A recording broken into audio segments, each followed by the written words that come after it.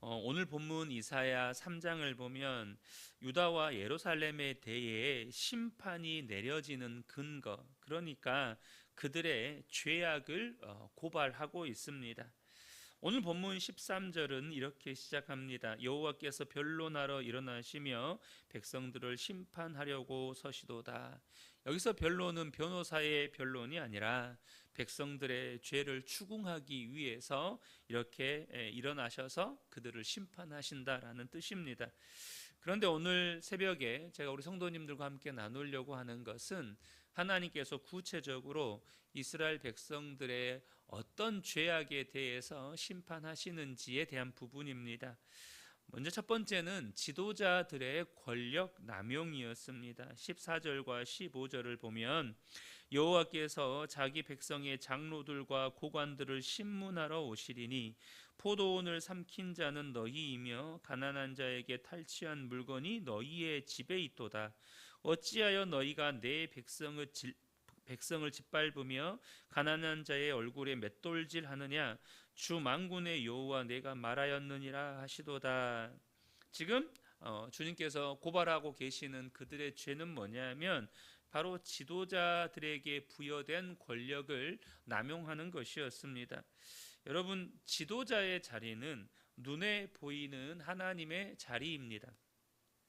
여기서 단순히 유다 백성들의 상황에서 고관들이라고만 생각하지 마시고 가정에서는 부모가 눈에 보이는 하나님입니다. 교회에서는 또한 목사나 장로나 어떤 중직자들이 눈에 보이는 하나님이 될 수 있겠죠. 혹은 순장님들도 눈에 보이는 하나님이 될 수 있습니다. 또 세상에 나가면 그리스도인은 한결같이 다 왕같은 제사장이기 때문에 세상 사람들에게 눈에 보이는 하나님이죠. 이러한 하나님의 역할을 지도자들에게 대신 맡겨주신 것입니다. 그러면 눈에 보이는 하나님으로서 하나님의 역할을 맡겨주었기 때문에 어떻게 지도자의 일을 감당해야 하는 거죠? 마치 하나님처럼 하나님의 뜻을 이루기 위해서 하나님의 말씀을 따라서 하나님의 성품으로 지도자의 역할을 수행하면서 백성들을 섬겨야 했습니다. 이를 위해서 그들에게 권력도 부여된 거예요. 하나님처럼 그들이 무슨 일을 하든 그것이 하나님의 뜻을 이루고 그 모든 일들을 이루는 방식이 하나님의 말씀에 순종하는 것이고, 그리고 그것을 순종해 갈 때 하나님의 성품으로 그 일을 감당해야 한다는 것이죠. 이를 위해서 권력이 부여되었는데 이들은 그 권력을 자기 마음대로 남용하여서 하나님의 소유인 포도원 이스라엘을 자기 배를 불리는 데 이용했다는 것입니다. 그들은 하나님의 것을 강탈한 것입니다. 또한 가난하고 연약한 백성들을 짓밟고 학대하고 탈취했습니다. 고아와 과부 같은 자들을 보호하기는커녕 잔인하게 뭉갰습니다. 그런데 여러분, 왜 이런 하나님의 백성들이라고 하는 이 유다 공동체 안에서 도대체 이런 일이 발생하는 걸까요? 여러분, 지금은 조금 달라졌는데 과거에는 대한민국 국회의원의 거의 50%에 육박하게 차지하는 이 사람들이 기독교인이라는 말이 있었습니다. 최근에 저도 다시 한번 검색을 해보니까 이번 22대 국회인가요? 21대 국회인가? 이번 국회는 한 기독교인 비율이 한 30 몇 프로 된다 하더라고요. 근데 과거에는 한 50% 육박할 때도 있었습니다. 그런데 도대체 이렇게 예수를 믿는 지도자들이 나라를 다스리고 또 예수를 믿는 당장 이 유다 백성들 안에 왜 그 예수 하나님을 믿는다고 하는, 하나님을 섬긴다고 하는 이 지도자들에 의해서 연약한 자들이 학대당하고 탈취당하고 고통을 당하는 이런 잔인한 일들이 벌어지고 있느냐는 거죠. 바로 그 이유는 뭐냐면 그들 가운데 하나님이 계신 것과 하나님 그분이 이스라엘의 왕이신 것과 언젠가 하나님께서 그들을 심판하실 것이라는 사실을 망각했기 때문입니다. 여러분, 잊어버리고 산다는 것이 이렇게 무섭습니다. 하나님을 잊어버리고 사는 인생은 반드시 이렇게 됩니다. 그리고 하나님을 잊어버리고 사는 것이 이렇게 무섭습니다. 그렇기 때문에 여러분, 하나님을 기억하고 하나님을 의식하고 하나님을 바라보며 사는 것이 얼마나 중요한 일인지를 저와 여러분이 아셔야 합니다.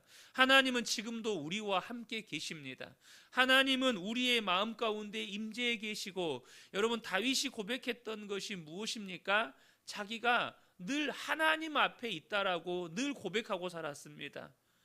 그는 자신이 지금 하나님 앞에 있다고 고백하고 살았어요. 전도서 12장 1절, 2절 그리고 7절을 보면 솔로몬의 이 전도서를 통해서 정말로 하나님 기억하며 사는 것이 얼마나 중요한지 솔로몬이 이렇게 권합니다. 너는 청년의 때에 너의 창조주를 기억하라. 곤고한 날이 이르기 전에, 나는 아무 낙이 없다고 할 해들이 가깝기 전에, 해와 빛과 달과 별들이 어둡기 전에, 비 뒤에 구름이 다시 일어나기 전에 그리하라. 여러분, 이 말을 한마디로 한 문장으로 압축하면 더 늦기 전에 하나님을 기억하라는 거예요. 늦기 전에, 더 늦기 전에. 그런데 여러분, 안타까운 것은 많은 인생들이요, 이제 그나마요, 전 저희 아버지를 보면서 감사하면서도 이 두 가지 감정이 교차합니다. 이 두 가지 감정. 돌아가시기 전에 예수님을 영접하고 돌아가신 건 너무 감사해요. 너무너무 감사해요. 그런데 그렇게 술로 한 세월 보내시다가 돌아가실 때가 되어서야 대학병원 중환자실에서 3일 동안 혼수 상태에 빠져 계시다가 다시 깨어나서 이제 돌아가시기 며칠 전에 예수님을 영접했다는 그 사실, 그러니까 지난날의 시간을 술로 또 허송세월한 것이 한편으로는 너무너무 안타까운 거예요.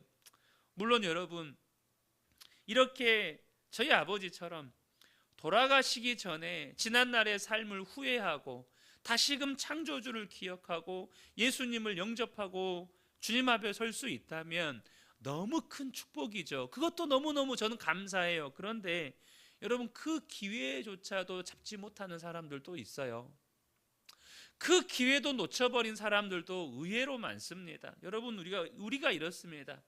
나중에 정말로 이제는 우리의 남은 삶이 얼마 되지 않았을 때 그때 가서 지난 날을 후회하는 경우가 얼마나 많습니까? 내가 그때 왜 그랬을까? 왜 그렇게 살았을까? 왜 그렇게 상처 주면서 살았을까? 이렇게 뒤늦게 후회하는 경우가 얼마나 많느냐는 거죠. 전도서 12장 7절에 흙은 여전히 땅으로 돌아가고 영은 그것을 주신 하나님께로 돌아가기 전에 기억하라. 무슨 말이죠? 흙은 여러분 육체를 말하는 것입니다.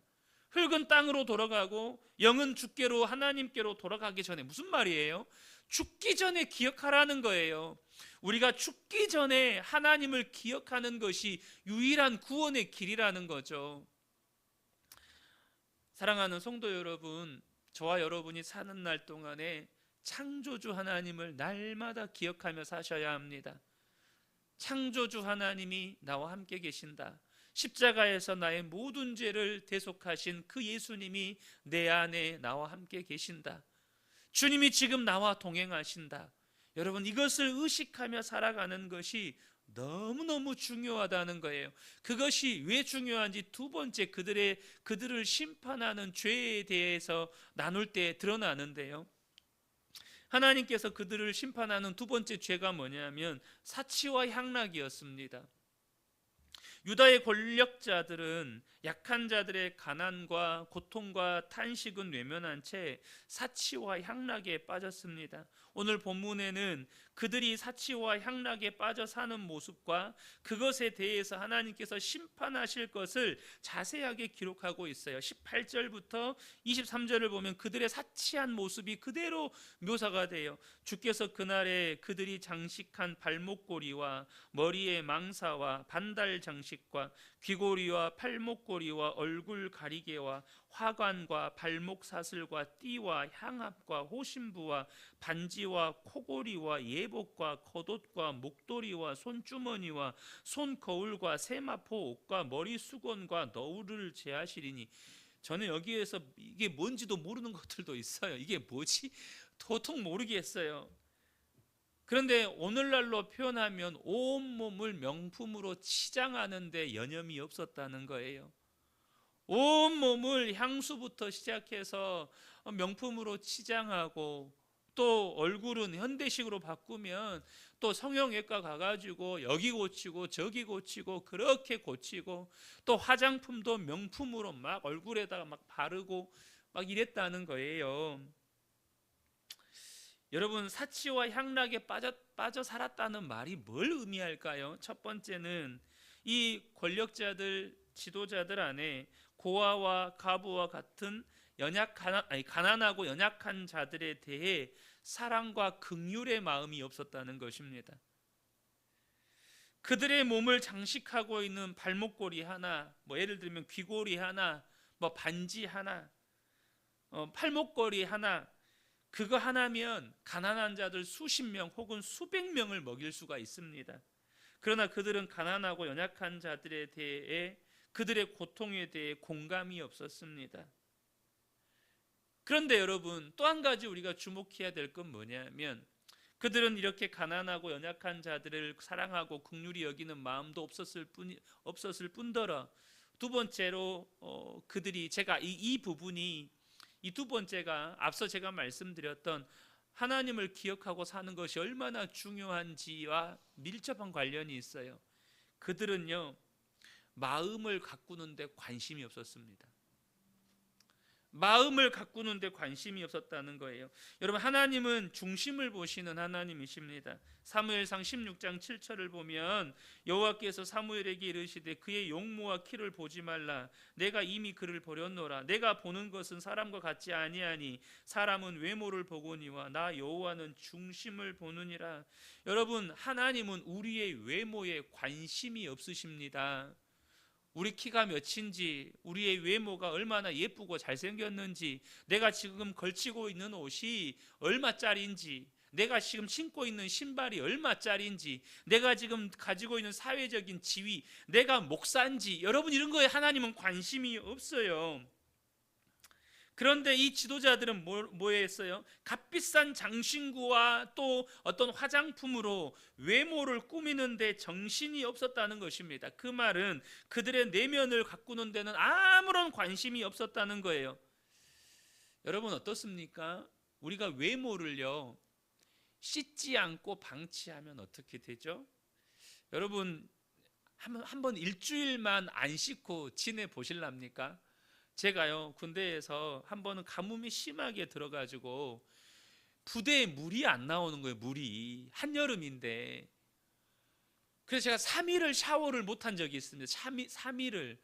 지금 생각만 해도 3일 동안 샤워를 못하니까 정말 제 몸에서 썩은 내가 나는 거예요. 밤에 잠을 자야 되는데, 그 땀 흘린 몸으로 잠을 자야 되는데 정말 미치겠는 거예요.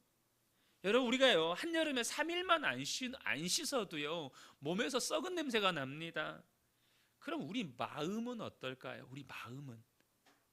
우리 마음을요, 가꾸지 않고 방치하면 우리 마음은 어떨 것 같습니까? 여러분, 시간이 지날수록 우리의 마음도 더럽고 추해질 수 있다는 사실을 기억하셔야 합니다.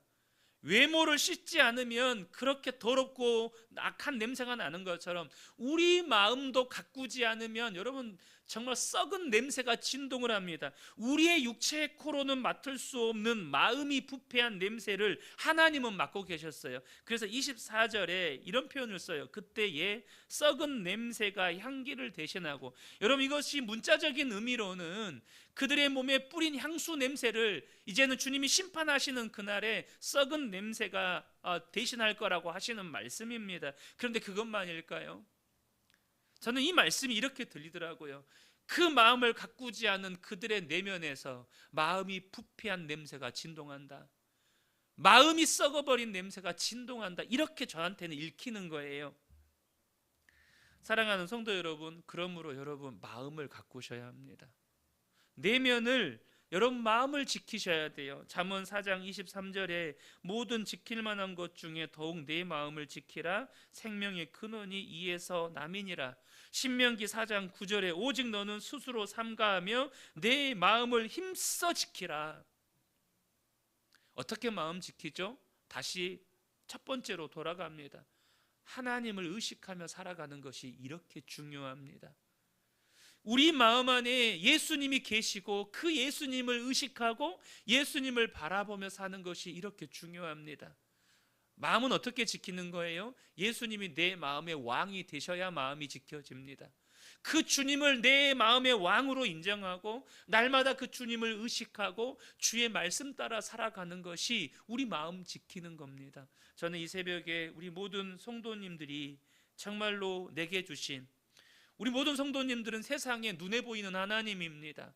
그 자리에서 정말로 내게 주신 왕같은 제사장으로서의 고난을 남용하지 않고 정말로 주님의 마음과 주님의 말씀으로 세상을 섬기고 가정을 섬기고 또 내게 주신 사람들을 섬기고, 그리고 우리의 마음을 정말로 예수님 바라봄으로 날마다 지켜가는 복된 분들 되시기를 예수님의 이름으로 축복합니다.